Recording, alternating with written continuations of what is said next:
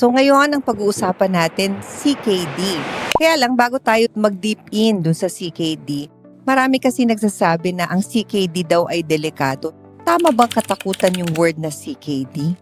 I-define muna natin kung ano yung CKD. C stands for chronic. Ibig sabihin, meron ng problema yung kidney ng medyo matagal na panahon. Usually, this is for more than 3 months. So, kung meron ng problema yung kidneys, either mababa ang kidney function or may ibang sign na may abnormality sa kidney function for at least 3 months, then we can say that the patient already has CKD.